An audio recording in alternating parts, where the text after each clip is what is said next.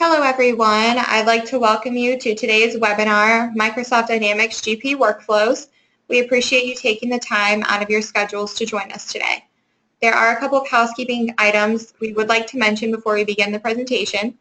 All attendees are in listen-only mode. If you have any questions throughout the presentation, please either raise your hand so we can unmute you, or you could submit them through the GoToWebinar question box. We will be answering questions throughout the presentation and will also be following up after the presentation to answer any additional questions. I'd like to introduce today's speaker. We have Andrew Collins, who is a senior GP consultant here at Socius. So at this point, Andrew, I believe we're ready to transition the presentation over to you. Okay. All right, so welcome everyone. We'll get started by just looking over the webinar agenda. We'll start with an overview of workflow in general, and then take a closer look at how workflow security works.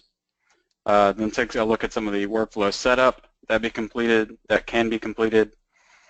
Then we'll view a payables batch example, and just so it's not an entire PowerPoint, at the very end we'll do a demonstration where we'll set up and process a purchase order approval, and then we'll have our questions section at the very end. So the very basics, what is GP workflow? And at its foundation, GP workflow is just an approval process. Within Dynamics GP, it can be used for the approval of documents, transactions, batches, and some master cards. And if you look at this process diagram, it all begins when you submit one of those things. It will flow then to the first approval step, where it's reviewed and then either approved or rejected. If approved, it flows to the next step and again is approved or rejected, and it just continues on until all of the approval steps have been completed, at which point it is done and can be posted, or the card is now ready to be used in GP. If at any point it's declined and it goes back to the original process, it's going to have to go through all steps again. So if it gets rejected after it's gone through step 1 and 2 and it's rejected at step 3, when it's resubmitted it will have to go through steps 1 and 2 again before it reaches step 3. So how do users interact with GP workflow? And there are 3 main ways that they do this. The first is within Dynamics GP itself. So anytime a GP workflow is activated, additional information will become available on any of the affected windows. So if it's a purchase order workflow, you'll see the PO window will change slightly. If it's a payables batch, that window will change as well. And there will also be lists that get created within the affected module where you can view any of the approvals that are pending or anything that hasn't been submitted for approval yet. It can also be used within Microsoft Outlook. So email messages can be set up within GP, and they'll get sent out to whoever's assigned this approval step anytime a workflow is submitted or anytime the workflow reaches their assigned approval step. These emails can contain links that can be used to approve, reject, or delegate that workflow task. One note related to that, you do need to have GP Web Services installed to complete any of these email actions. So emails can still be sent out strictly as notifications, but if you want to have those email actions available, you're going to need GP Web Services as well. And then email messages can also be set up to alert the user who originally submitted the request once the final approval has taken place. So when it's ready to go in and finally be posted, another email will be sent telling them that it is ready. And there's also a workflow SharePoint site. This site is set up anytime the workflow system is installed. It can be used to set up workflows, manage workflows that are already in place, and then actually by the end users who will be approving and processing these workflows.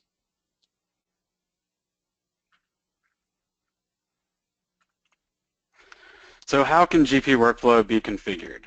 This is something that would be done up front and usually by the IT department, but I think it's worth mentioning at least quickly.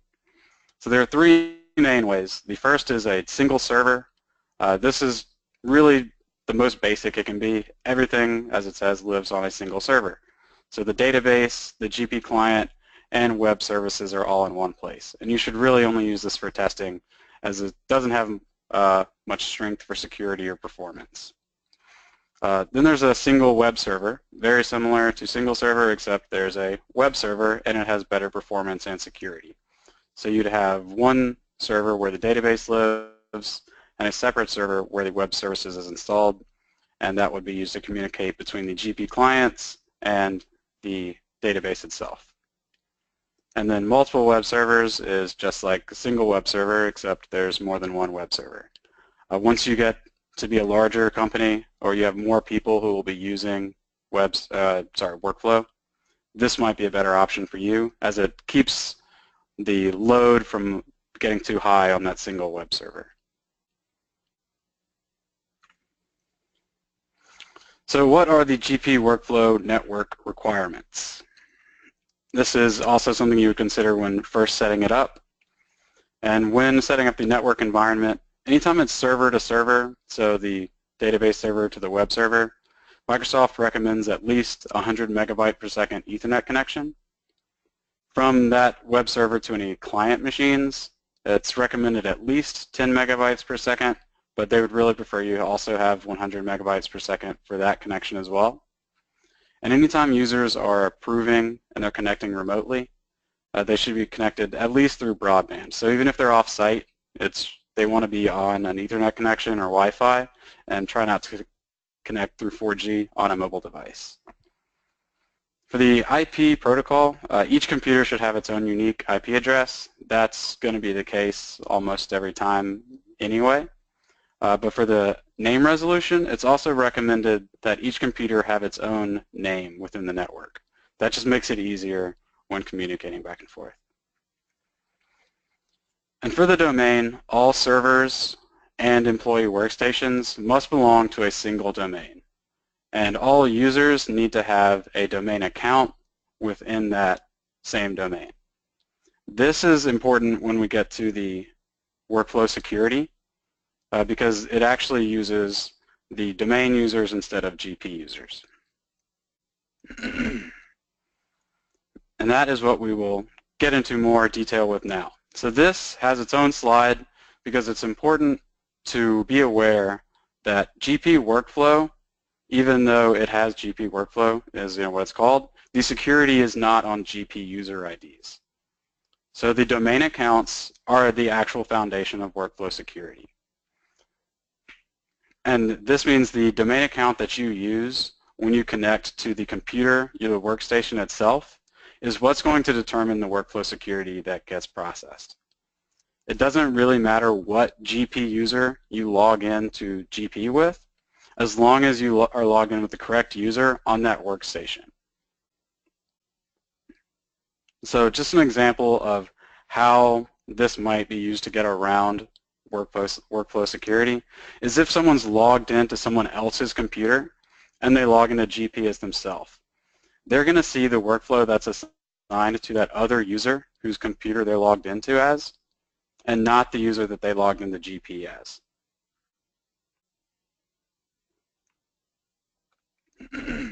So now I'll take a look at what workflow options are available. There are currently workflows available in 6 of the modules, and financials, sales, purchasing, payroll, project accounting, and then one just general administration. In financials, you can approve general ledger batch IDs. In sales, you can approve receivables batch IDs. And then purchasing is where we most frequently see workflow get used. There's payables batches and payables transaction approval, purchase order approval, purchase requisition approval, and then anytime you're going to create a new vendor, that vendor card can be approved as well. Payroll has employee profiles, employee skills, direct deposits, time cards, and W-4 approvals. Project accounting is expense reports and timesheets can be approved. And if you have a SmartList Designer, any views that get published can go through an approval process as well.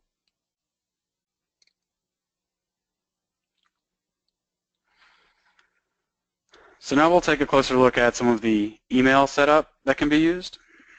So using the workflow setup window, There are two sections, the top which enables the emails themselves and the bottom which enables the email actions. So this is where you can have the emails sent out strictly as notifications, and then on top of that add the workflow actions.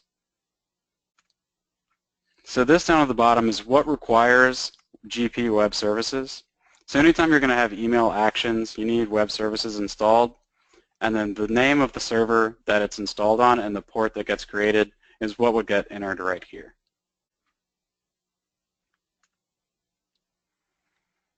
You can set up specific workflow messages. Anytime workflow is installed, it comes with about, I believe, 15 or so default message IDs. These are available right out of the box, and one of these is what's on the screen right now. You can create new message IDs, or you can alter the ones that are already there, so the message can be as customized and specific as you would like. And the messages can also use dynamic fields. So here at the bottom is where you would select and then insert your dynamic fields. And they can be document specific, so to the batch or the specific transaction, or you can have the workflow fields, which will show all historical comments entered on this one specific workflow for that transaction. And that's where you would enter the action list as well. So anytime you insert something, you'll see these are the fields that are dynamic fields. Anything that's contained around bracket and percent signs, that's what gets created. So with this specific message, we'll see it again later in the process. It's always going to say you have been assigned a task from and then give the workflow step that you've been assigned for. In the payables batch approval workflow for payables batch, and then it's going to give you the batch ID, and then all custom information down below.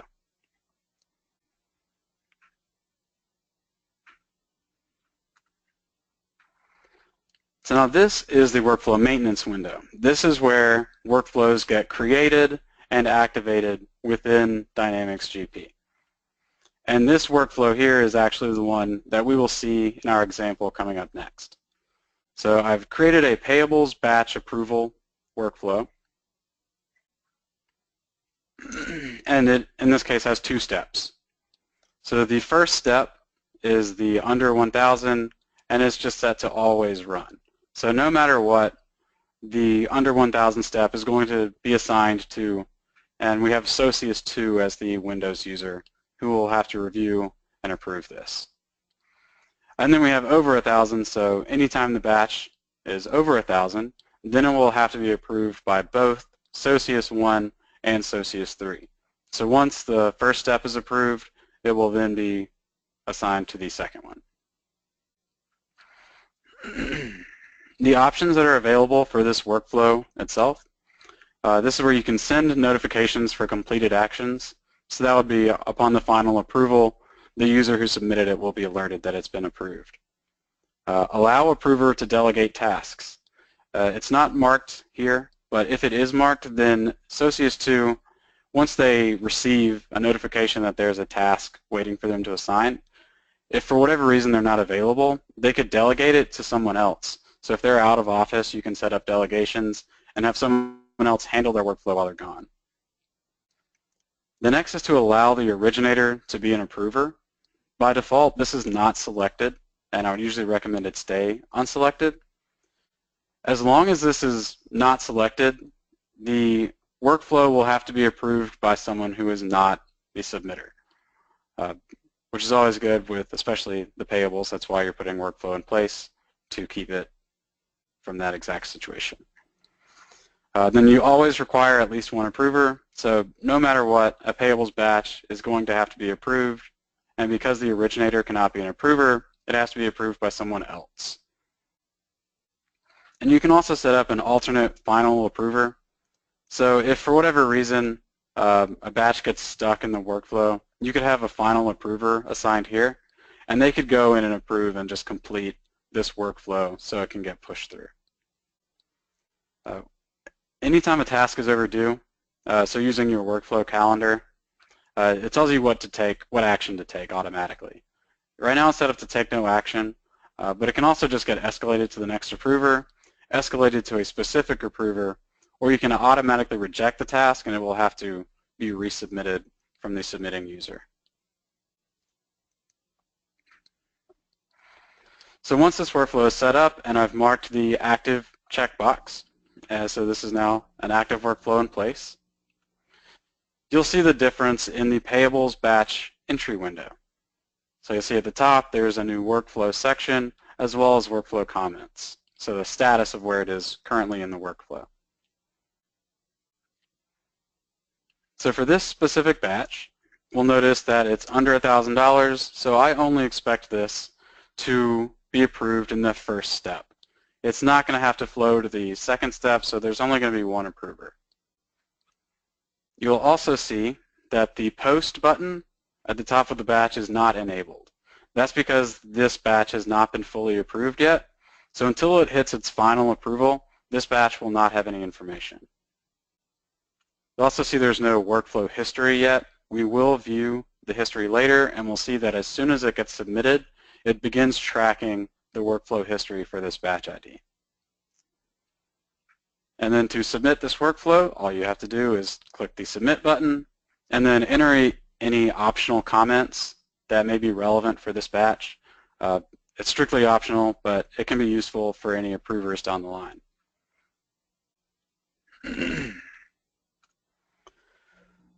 So once it has been approved, or once it has been submitted, it's time to be approved. You'll see the post button is still disabled because it has only been submitted, it has not been approved yet. You'll also see that there is now history. So at this point it only has that it was submitted. We'll take a look at the history once it's been fully approved down the line. And then to approve or reject this batch, you simply click the workflow drop-down and select which action you would like to take for this batch. If it's approved, it flows on through. If it's rejected, it goes back to the submitter to alter the batch and resubmit for approval.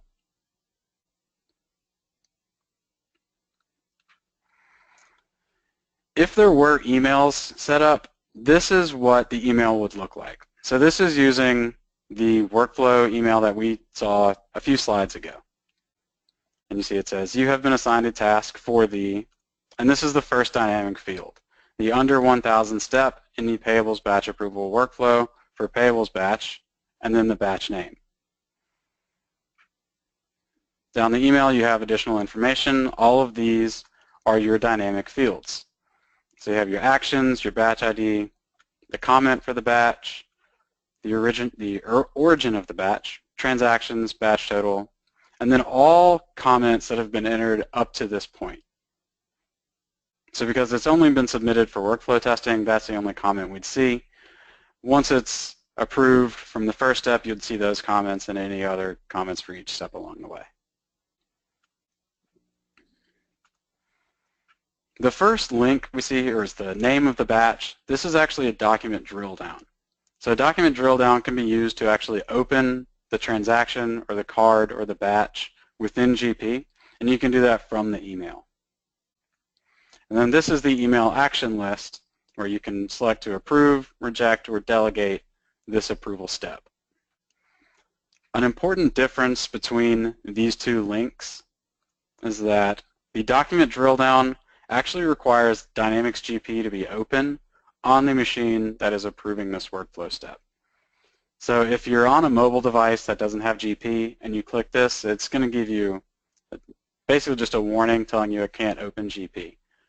Or if you're on the machine and GP just isn't open, you'll get some sort of warning just telling you it can't access this. The email actions, however, can be completed anywhere because they use the Dynamics GP web client and not Dynamics GP itself.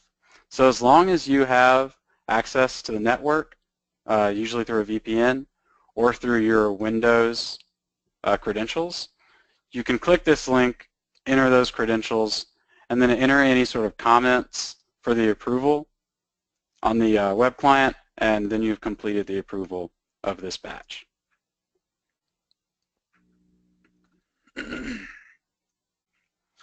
So now once it has been fully approved, we finally see that the post option has been enabled. So it's completely done and it's gone back to the original submitter and they can post this batch. You can also click on the view history to see any comments that an approver may have entered, or if it weren't fully approved, you could just see the status of where it is. So once this was fully approved, we'll click this button and take a look at the workflow history window. So this is showing the example that we just ran through. And you'll see to the left side it has the name of the workflow and all available steps. And then in the main section it has details for each of those approval steps.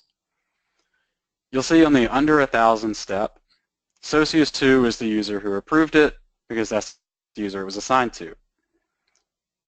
On the over 1,000 step, it says system because this was just automatically approved. So anytime it doesn't meet the criteria for a step, it's just going to be system approved and you'll see system here in this workflow history. And just so you see the difference of if it was approved in both steps, this batch had over $1,000 as its total, so it's user approved in both instances.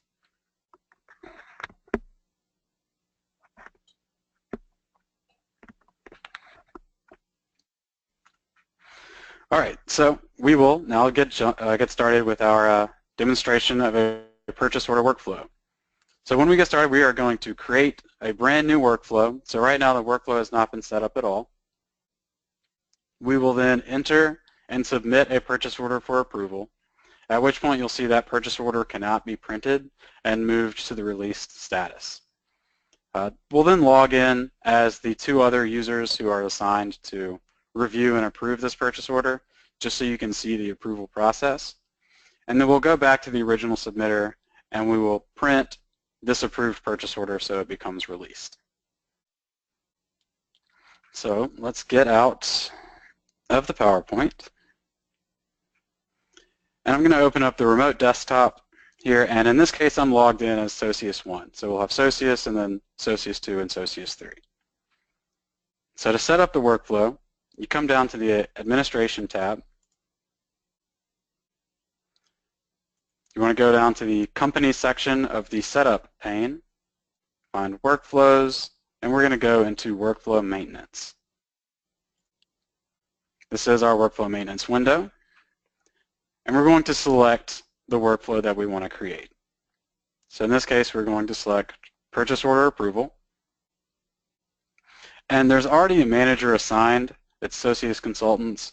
But if there's not a manager assigned, you need to make sure that you assign a manager the first time you set up a new type of workflow. So with purchase order approval selected, we'll click New Workflow, and it gives us our new workflow. So I will call PO Approval Test. And this is our webinar PO workflow. For the options, I'm not going to send notifications in this case because we'll run straight through it. Not allow approvers to delegate, not allow originating. I will always require one approver and have no alternate, and in this case we'll take no action when it's overdue. So we'll go ahead and save the workflow. And now on the workflow, we can add a new workflow or a new step. We want to add a new step. So we'll click New. I'll call this one Always Run. So it's going to be very similar to the payables batch that we saw. They'll have one approval step that always need to be completed, and then we'll have a second one when it crosses a certain dollar threshold. So we'll call this Step 1. It is an approval step. It is always required, and we will assign it to, and this is where you're going to type in your domain account. So it's not a GP user, it's a Windows user. And in this case, we have Socius2 as the option. When I tab off, it's going to try to find a user. I am going to use Socius2, and I'm going to add this user and click OK. So now this first step has been assigned to a user. It has a time limit for the workflow calendar. We could set it up to send an email message. In this case, we'll leave that blank. And then a completion policy. This could be if you have multiple users assigned. And it can either be one response needed, so as soon as one of those users approves it, then this step will be completed. You can have majority must approve. That means if there's 3 approvers, once 2 have approved it, then this step will be completed. And the last is all must approve, so any user that's assigned to this task, they have to all approve it before that step gets completed. So we'll go ahead and click Save Step, and that step is now in there. And we're going to add another step, so we'll click New Step. And with this selected, it's going to create a step that's dependent on this first step. So when I click New Step, we'll give this over 1,000, and we'll just call this Step 2. It's still an approval type step. It could also just be a task, telling someone that they need to go complete something. I will say that it is dependent on the first step, always run. And this one's going to have a condition, so it only needs to be activated if the purchase order submitted is over $1,000. So we'll say that, and we'll click this blue arrow to open our step configurator. So where, and then these are all of the options that you can add some sort of condition to. I'm going to find the purchase order itself, and I want subtotal. So anytime the purchase order has a subtotal that is greater than and includes, set this to 1,000 and click Add. So anytime the purchase order is greater than $1,000, this step will need to be completed. So we'll click OK. Assign this to a user. So we'll go ahead and assign this to Socius 3, and it goes and it finds that domain user, and we'll click Add and OK. And then we can save this step as well. So now we have a new purchase order workflow that has 2 steps. The first will always run, and the second will only run after the first step is completed and the purchase order is over $1,000. Before this is actually going to take effect, you need to make sure the Activate button is checked and resave the workflow. Once I do this, you'll see the icon next to the workflow will change. So it has a checkbox next to it. It is important to remember that you can have multiple workflows within a workflow type, but you can only have one active at any time. So if we were to create a new purchase order workflow, we wouldn't be able to activate that one until we deactivated this first one. Okay, so now that the workflow has been created, let's go out there and we'll create a purchase order and go through the process of trying to submit and print and release it.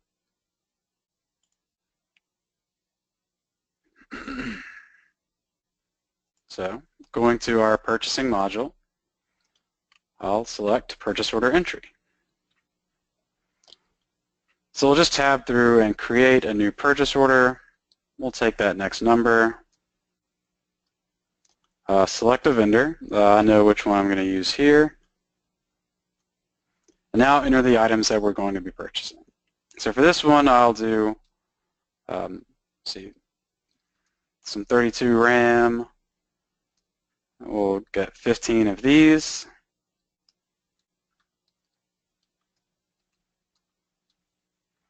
And then we also want some 64 RAM. It's pretty small, don't know what you do with it nowadays, but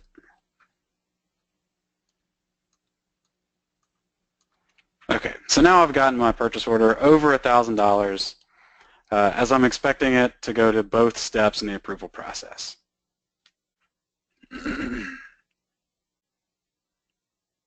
So now if you were to try to print this purchase order, there's actually not even the print option. Here it is. It's going to tell you the document must be submitted for approval first. So that's the workflow working. It won't let us release the PO, and in fact it won't even let us print it, so it accidentally gets sent to that vendor.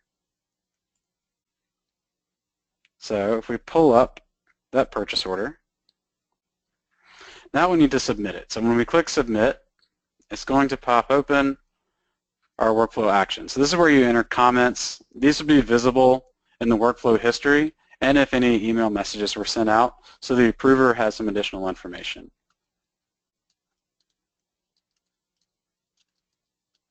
I'm just going to type this in so we see it later and click submit.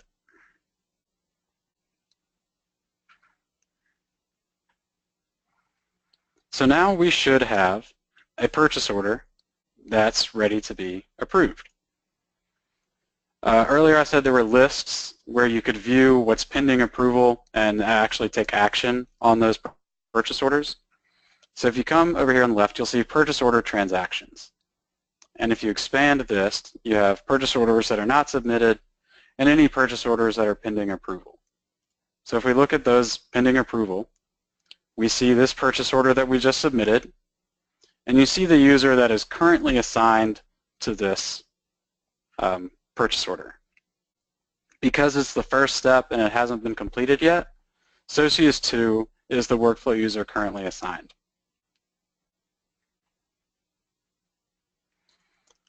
If you were to select and then try to approve or complete this, in this case it wouldn't let us because we were the one who submitted it. So we're going to log out and we're going to log in as that Socius 2 user. So if I get out of the remote desktop, I'm going to log back in as Socius 2.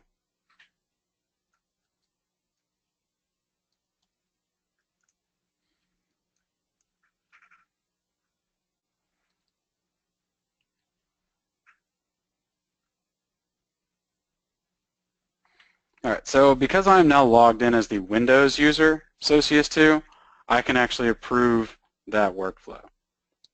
So I'll go down to purchasing, and the same I just did, go to our purchase order transactions, and those pending approval.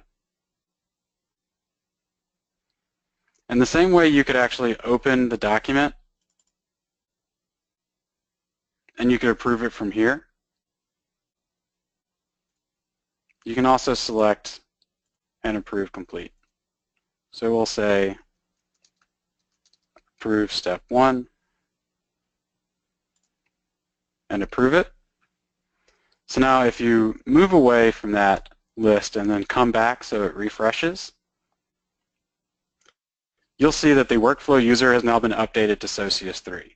So this purchase order has completed the first step of the approval process, and it's now sitting in that next step. And if we open the purchase order itself and click View History, we'll see that it's in the middle of that approval step. So it tells you the user that submitted it, the user that approved it, and then the fact right here that it's got the hourglass and it says pending, so you know we're currently waiting on Socius 3 to finish this approval process.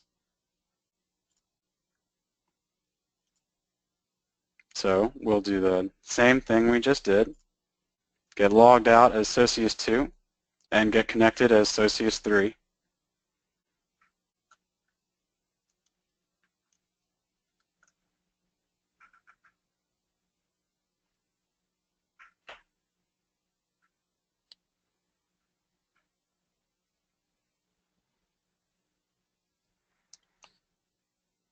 Again, come down to purchasing, expand our transactions and those pending approval. And we'll select this purchase order and complete the approval.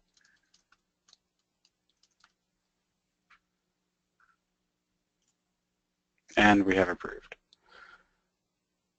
So again, moving away and coming back to the list so it can refresh, you'll see there's no longer a purchase order here waiting to be approved because we have just completed this entire workflow process. So let's go back as Socius 1. So we're logged in again as the user who originally submitted that purchase order. And if we pull open that purchase order, navigate to the last one, we can view history, and we'll see that we submitted it, Socius 2 approved, Socius 3 approved, so it's now ready to go. And if we try to print, this time it allows us to print because it's completed the workflow. We'll click print, bring it to the screen, and we've now released this purchase order and printed it so we can send it to the vendor.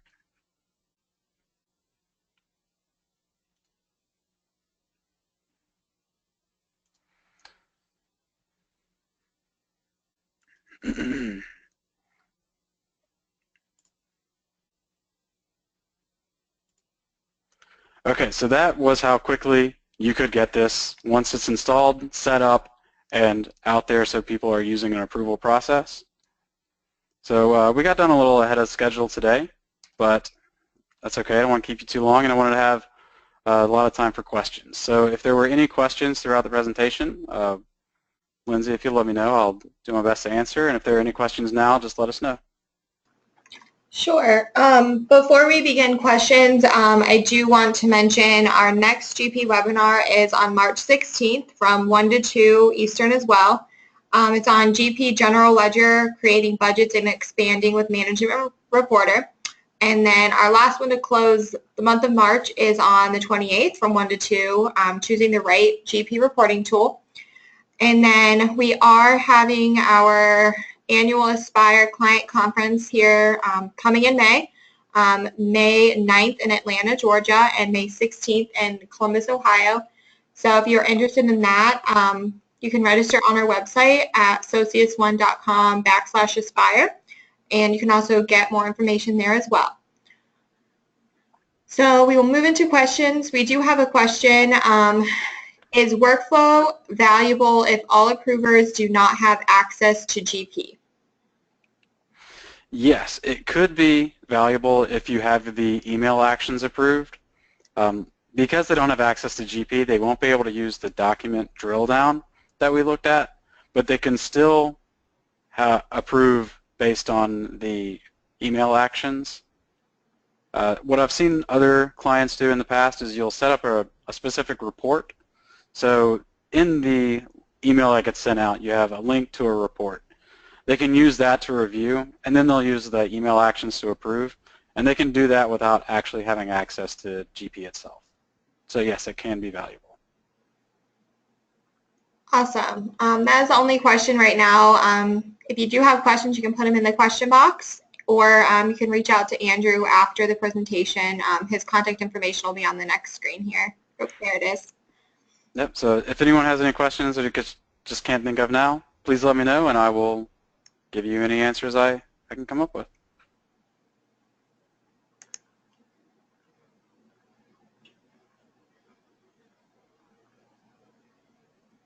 Alrighty, well, we will let you all have some time back in your day, and we actually just have a question come in. In the example, do you still need to be connected to the VPN to approve?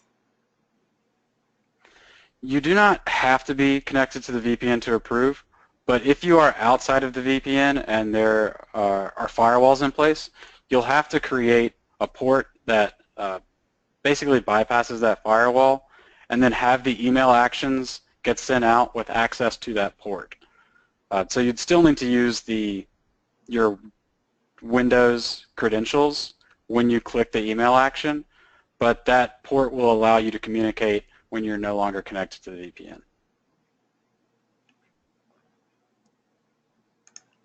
Awesome. Well, if there's no other questions, we will let you guys have some time back in your day, and thank you for joining us today, and we look forward to having you at our next webinar. Thank you.